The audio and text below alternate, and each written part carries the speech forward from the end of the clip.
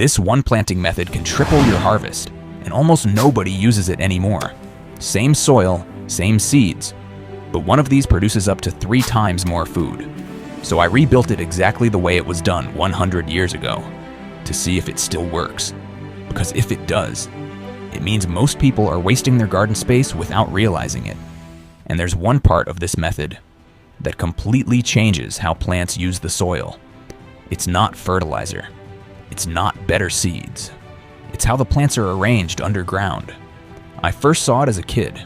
There was one row on our farm that always outperformed everything else. Same planting day, same soil, same seed. But it kept producing longer than the rest. We harvested it last, every time. Back then, I didn't know why. Now I do. This method used to be common before 1920. Then it disappeared. Not because it stopped working, but because machines couldn't do it. And once you see how it works, you won't plant the old way again. Before tractors took over, small growers were doing something very different.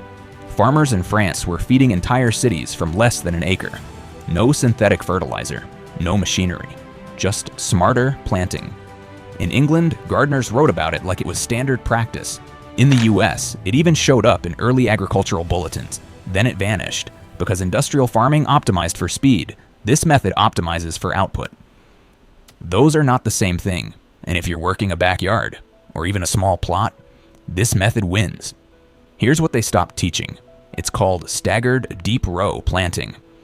But the name doesn't matter. What matters is this. You stop planting in rows. That's the first mistake most people make. Instead, you plant in beds, about 30 inches wide, narrow enough to reach across, so you never step on the soil.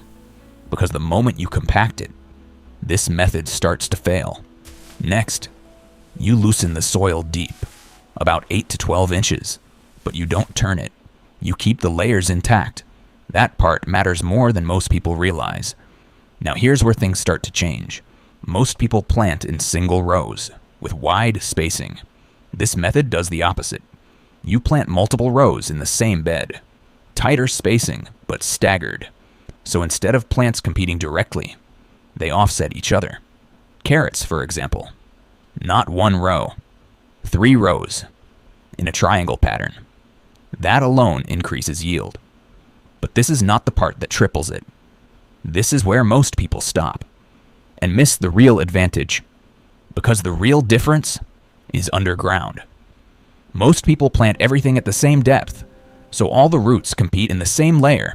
That's where yield gets capped. This method changes that.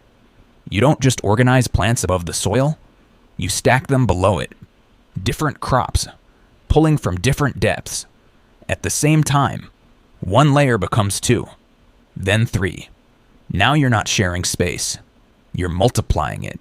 Let me show you exactly what that looks like. Take lettuce and radishes. Normally, you plant them separately. Different rows, different space. This method, same bed. Radishes go slightly deeper. Tighter spacing, lettuce sits shallower. Wider spacing. Radishes are ready in about 25 days. They're gone before lettuce fully expands.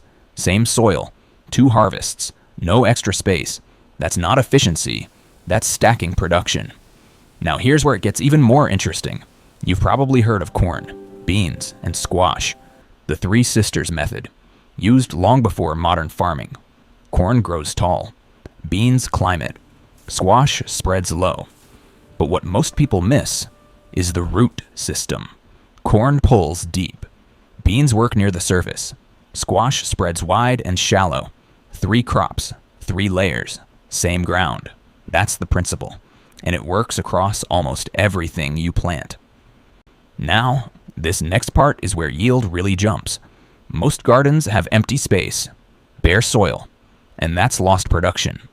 In this system, every inch is doing something. Growing now, or about to.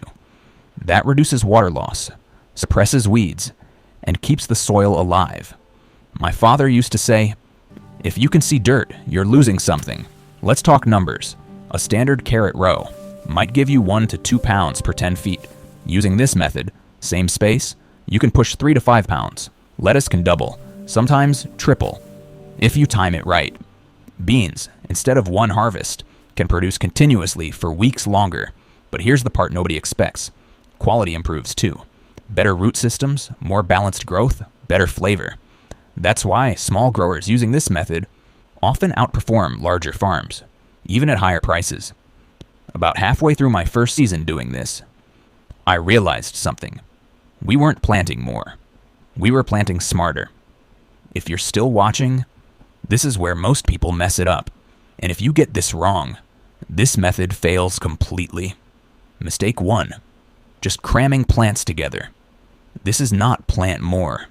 If roots overlap too aggressively, everything suffers. You have to match crops by growth speed and root depth. Mistake 2. Compacted soil. If your soil is tight, roots can't separate, water can't move, and the entire system breaks. Mistake 3. Bad timing. You're not just stacking space, you're stacking time. Fast crops leave before slow crops take over. That rhythm is everything, and it's where most people fail. So here's what you can do this week. Don't change your whole garden. Start with one bed, 30 inches wide. Loosen the soil deep. Pick 2 crops, one fast, one slow. Radishes and lettuce, spinach and carrots. Plant them in staggered rows. Watch what happens. Pay attention to moisture, spacing, growth speed. Then adjust. Next season, expand. That's how this scales. One bed, proven, then repeated. And once you see what one bed can do, you stop thinking in rows entirely. If this changed how you think about planting, subscribe. Every week, we break down one more method like this. Next episode, we're growing food indoors, with no garden, no sunlight, and almost no setup. I'll see you there. If you're building your first bed, I've listed the exact tools and seeds we use below. Nothing fancy, just what works. Happy growing.